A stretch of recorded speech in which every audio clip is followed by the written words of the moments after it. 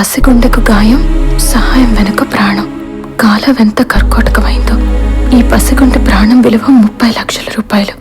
ఈ పాపకి ఎవరైనా సహాయం చేయగలిగితే ఈ నెంబర్కి కాల్ చేయండి.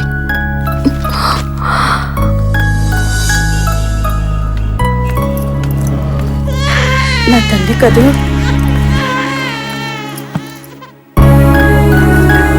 ఉదయాన్నే పేపర్లో చదివాను. ఈ చిట్టి తల్లికి ఏం కాదు, నేనున్నానుగా. పేపర్ ప్రకటన చూసి నువ్వైనా వచ్చావమ్మా, కానీ ఇంతవరకు ఈ హాస్పిటల్లో మమ్మల్ని పట్టించుకునే వాళ్ళు లేరు. మీరేం కంగారు పడకండి.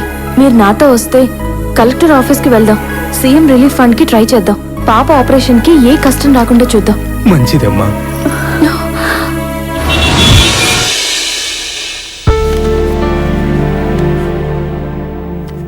బాబు చందు ఎవరిడా? ఇట్లా నెక్స్ట్ మందే అనుకుంటా. అమౌంట్ కరెక్ట్గా తెచ్చాను. చాలా సుల్తాన్ బేగం. హలో, మేము వచ్చి 2 గంటలైంది. మమ్మల్ని మాత్రం మీరు ఎందుకు పంపించట్లేదు? మీకన్నా ముందు వాళ్ళని ఎందుకు పంపిస్తున్నామో తెలిస్తే మీరు ఎంతవరకు ఉంటారమ్మా? ఓ మనీయా, తీసుకో. రండి అమ్మా, రండి. అమ్మా, మీరు ఇక్కడే కూర్చోండి, నేను వెళ్ళి మాట్లాడొస్తాను. నమస్తే సార్. చెప్పమ్మా. సార్, పాపం పేదవాళ్ళు, వాళ్ళ పాపకు ఆపరేషన్ చేయాలంటే 30 లక్షలు కావాలి. ఓ, సీఎం రిలీఫ్ ఫండ్ కింద మీరెంతో కొంత అరేంజ్ చేస్తారని. వాళ్ళు నీకేమవుతారు? ఏమీ కారండి, ఏంటి సోషల్ సర్వీసా? జస్ట్ హెల్ప్ అంతే. నీ దగ్గర డబ్బు ఉంటే నువ్వు చెయ్యి, లేదా సీఎం ఫండ్ కింద కావాలంటే నేను చెప్పింది చెయ్యాలి. చెప్పండి సార్. కొన్ని పనులు అవ్వాలంటే చెయ్యంతా తడపాలి, లేదా నోరన్నా తడపాలి, లేదా సంసారపక్షంగా సంతకం అన్నా పెట్టించుకోవాలి. మీరు చెప్పే మాటలు నాకు అర్థం కాలేదు సార్. ఈ సీట్లోనూ ఆ సీట్లోనూ మా కొలీగ్స్ లేరు కాబట్టి నేను డైరెక్ట్ గా మ్యాటర్కి వచ్చేస్తాను. నీ పని కావాలన్నా, ఆ పాప ప్రాణం నిలబడాలన్నా, నువ్వు హాస్పిటల్లో ఆ పాపని జాయిన్ చేసినట్టుగా పేపర్ తీసుకుని మీ పంచాయతీ ఆఫీసర్ దగ్గరికి వెళ్ళి నువ్వు మా ఓటరే అని సంతకం పెట్టించుకుని అక్కడి నుంచి ఎంఆర్ఓ దగ్గరికి వెళ్ళి కుల ధృవీకరణ పత్రం మీద సంతకం పెట్టించుకోవాలి. ఆ తర్వాత మీ నియోజకవర్గ ఎమ్మెల్యే దగ్గరికి వెళ్తే ఆయన కింద పైన చూసి అదే ఫైలు సంతకం పెడతాడు. ఆ ఫైల్ తీసుకుని ఇక్కడ మా ఆఫీస్కి వస్తే 2 ఆఫీసర్లు సంతకాలు పెట్టాలి. ఎన్ని సంతకాలు ఎందుకు అనుకుంటే సాయం నా ఒక్కడి చేత సంతకం పెట్టించుకుంటే సుఖంగా నీ పని అయిపోతుంది. ఏమంటావు?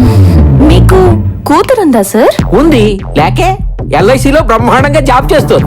ఎల్ఐసి పాలసీల కోసం మీ కూతురు రోజుకి సంసార పక్షంగా ఎంతమంది దగ్గర సంతకాలు పెట్టించుకుంటుంది సార్? మీ ఆఫీసర్లకి నమస్కారం రా బాబు. చిన్నపిల్ల ప్రాణాన్ని ఆడపిల్ల మానంతో లింక్ పెట్టే నీలాంటి వెధవులు గవర్నమెంట్ ఆఫీసుల్లో ఉన్నంత వరకు ఈ సిస్టమ్ ఇలాగే తగలడుతుంది. ఇడియట్, పరా. ఫస్ట్ టైం ఫైల్ తీసుకొచ్చి సంతకం పెట్టించుకోవడం కొత్త అనుకుంటా. హాస్టల్ ముందేంట్రా? పోలీస్ కంప్లైంట్ ఇమ్మంటావా? హలో, హాస్టల్ ముందు ఏంటి గోల? నోరు మూసుకొని పో. నువ్వన్నీ కూర్చున్నావు కదే, నేనన్ని తెరిచి పెట్టుకుని కూర్చున్నాను నీ కోసం, అందుకే ఈ గోల. అమ్మాయిలతో మాట్లాడే సెన్స్ తెలీదా? అయ్య బాబోయ్, మీరమ్మాయిలేంటే? మీలో ఒక్క అమ్మాయి చాలు ఆంధ్రప్రదేశ్ లో అబ్బాయిలందరినీ మట్టి కనిపించడానికి. నీలాంటి వేస్ట్ ఫెలోస్ వల్లే అమ్మాయిలందరూ అలా తయారవుతున్నారు. అబ్బా, ఏమీ తెలియని పూతరేకలు మరి, పువ్వులు తప్ప. ఇప్పుడు చూసారు కనుక తెల్లవారుజామున టీ తాగిన దగ్గర నుండి రాత్రి బీర్ కొట్టి పడుకునేంత వరకు మీరు మాట్లాడే సొల్లు కబుర్లు అమ్మాయిల గురించే కదరా. అది వాడితో పోతుందా, ఇది వీడితో పోతుందా, దాని హైట్ ఎంత, దీని విడ్త్ ఎంత, అవి నోర్లా డ్రైనేజీలా? నీతులు చెప్పొద్దు బంగారు తల్లి. మీ టైం టేబుల్ నేను చెప్పనా? రాత్రి 10ంటికి ఓ రాంగ్ నెంబర్ ఏదో కొడతారు, తెల్లవారు 8ంటికి ఆ తింగరదవా మీకోసం బైక్ వేసుకొని వచ్చేస్తాడు. 9 గంటలకు గుడి, 10 గంటలకి చట్నీస్ లో టిఫిన్, 12 గంటలకు షాపింగ్ మాల్, 2 గంటలకి రెస్టారెంట్ లో భోజనం, 6 గంటలకి హాస్టల్ ఫీజుల కోసం అత్తి పత్తి మాటలు, 9 గంటలకి సింగిల్ చపాతి ఓ గ్లాస్ మజ్జిగ. మీతో మాట్లాడాలంటే టాక్ టైం బ్యాలెన్స్ లేదని బ్యాంక్ బ్యాలెన్స్ బొక్క పెట్టే మీరు మాకు నీతులు చెప్తారా? పిచ్చోళ్ళ మాట్లాడుకుని మర్యాదగా పోరా. అవునే, నేను పిచ్చోండేనే. నువ్వు మరి కనబడి పెద్ద కేటో కదా. అందరు ఆడోళ్ళు పెళ్లి తర్వాత పిల్లల కంటే నువ్వు పెళ్లికి ముందే పిల్లని కన్నావు కదే.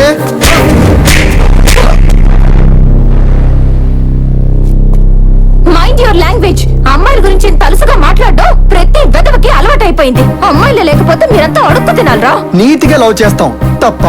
ఎవడు చేయమన్నాడు? నీకు నచ్చింది కదా అని నువ్వు వెంట పడితే నిన్ను లవ్ చేయాలరా?